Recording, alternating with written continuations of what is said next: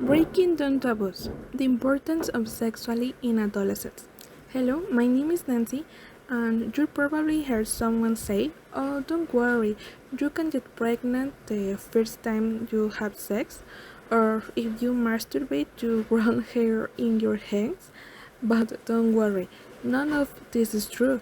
That's why today I am here to talk about the importance of sexuality in adolescence so we can stop believe in the myths and taboos that society has left us to believe. Remember, don't all the information we heard or read is true.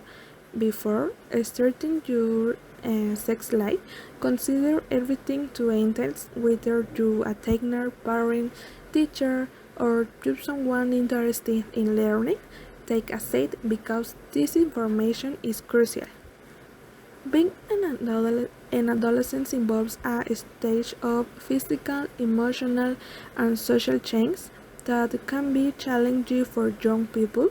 First, we need to understand what a myth and a taboo so we can identify them and don't if we're falling into false beliefs. A myth is a traditional belief, a claim that circulates among people but can imply some risks to health. On the other hand, a taboo refers to action that can be contrary to what is socially acceptable. You probably heard many of these. In Mexico, sexuality is a topic where both myths and taboos predominate, which in white days are high rates of teenage pregnancy and sexually transmitted disease. Remember, those science class where we learn that sexuality is a natural aspect of human life, and adolescents have the right to receive adequate information both into experience in a healthy way. Curiosity is the most common charity in this stage of life, which is why we're vulnerable to falling into false information that circulates among people or on the internet. This only creates more confusion as adolescents can be treated like children or adults, which is why there are risk situations that guide us to make wrong decisions, such as early pregnancy or emotional problems, just to mention a few. To better understand sexually, I took the task of conducting some interviews with students. You know this stage very well. What surprised me the most was that they felt very difficult. Same is talking about sexually with adults, as they don't feel comfortable or are afraid of being judged when expressing their thoughts. Something that's also stood or what's the little relief information that's have access to.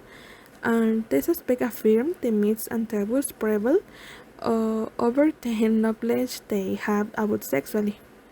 Here's a little bit about me. I am a nursing student, and so I hope you pay close attention to what I say next. I promise it's for your good. The key to adequate sex education is first level, intervention with educational institution and fundamental support at home.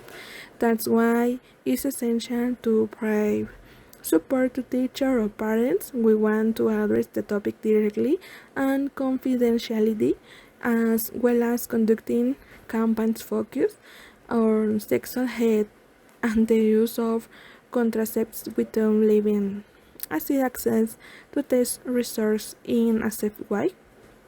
Be breaking down the tables surrounding sexuality, we discovered that it's a vast topic to explore, which don't have their generic fear or concern. This way, adolescents can make informed decisions about their bodies and well-being, be implementing a supportive and understanding environment. Well, if you made it this far, the link because it means you have the curiosity to learn and are willing to explore more about this topic. Thanks for listening, and I hope to see you soon. Goodbye.